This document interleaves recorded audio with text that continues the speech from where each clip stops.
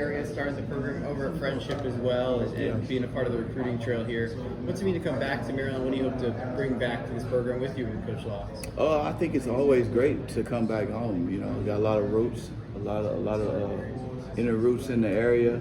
I definitely appreciate the opportunity that Coach Locks has given me to coming back home in a sense. More importantly, I was commuting, you know, up to Boston, and you know, it was a little bit of strain on my family and on me just being a father at home, which is probably the most important, you know, job I have.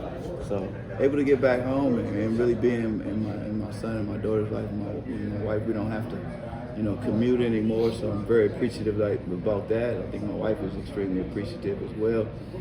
Just being home and from the area, you have so many great relationships here. It means a little bit more to myself. I'm a Maryland Terps fan. You know, I grew up watching Maryland Terps, so just to be a part of the program again is extremely special. Where specifically did you grow up? Northeast Washington, D.C. Where'd you go to high school? So I went to a lot of high schools, but I graduated from Dunbar High School. I actually went to Carroll, and I went to Wilson in the 9th grade, who was Jackson Reed. So got a lot of roots. A lot of you know, my former classmates have kids my age now, so I'm kind of recruiting, you know, re-recruiting those individuals. When you go out and talk to all these kids, I mean, I know personally when I go on a story, because I grew up in Silver Spring, so I can talk about, you know, all the local things. It probably helps you when you're going out and talking to these recruits. You know, what's that like when you say, you know, I'm from, especially in the DMV, you know, like I'm from the DMV, and what perspective you can bring for them in terms of shaping why they should come here? Yeah, I think, you know, life is about networking. And you know, it's different types. It doesn't necessarily have to be a business transaction when you are networking. I think you network by building relationships, and I think you know, myself as well. You know, Coach Locke, we have a lot of strong relationships in this area. So when you can connect a kid with, you know, maybe their uncle or a former coach that they have, that I may have been a teammate or I may have coached. You know, now I've got, you know, players or former players that have kids that I'm recruiting again. So when you can kind of have a connection, I think it makes it a little easier. And I think just kids, you know, DC is different. You know, DC area is just, it's a different vibe. It's a different mentality. We talk different. You know, we dress different. You know, so when you can kind of have those same mannerisms, when you can kind of connect the dots, I think it's important in the recruiting, especially in this day and age. And Coach Locks talked about how much potential this young secondary has. I mean, just looking up and down, I know you got the 2 freshmen coming in from Flowers, Jalen Husky transferring, former QO guy. Obviously, there's probably some local guys I'm missing, but when you look at this secondary, what do you think about the potential that this group has? Yeah, I think the sky's the limit. There's a lot of great players, a lot of untapped talent.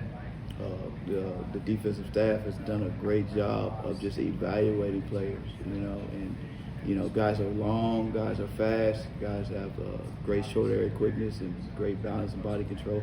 I think, you know, the biggest thing that we're going to have to just decipher from is just the experience and who really wants to compete, who really wants to take the job and be the next great defensive back in this area. What does a successful spring look like for you? Obviously, you're getting comfortable with the new room and whatnot. So, what do you kind of foresee for the next month or so? For me personally, or just from my room perspective? You're actually both.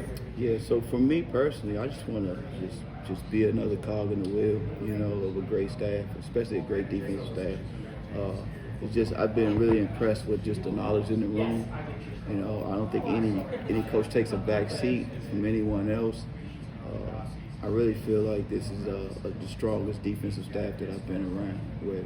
So I'm just trying to help in any way possible and really just reinforce some of the values that have been already implemented through Coach Williams and the rest of the defense. As far as our room, I just want us to take steps and really just be extremely competitive. I think that's what's really going to separate us is just from a mentality standpoint of guys just being ready to play and being ready to play in probably the best conference in football, you know, the Big Ten. So, you know, practice, it is what it is, but I just want to see guys compete. What was the initial conversation with Coach Locks like, with obviously the prospect of coming home, and how exciting was that opportunity? I really got to go over the conversation. So myself and Coach, we've known each other for close to 20 years. So we've always kept in contact. Obviously, a lot of the communication picked up the past year or two. And, when he gave me the opportunity, I was ecstatic.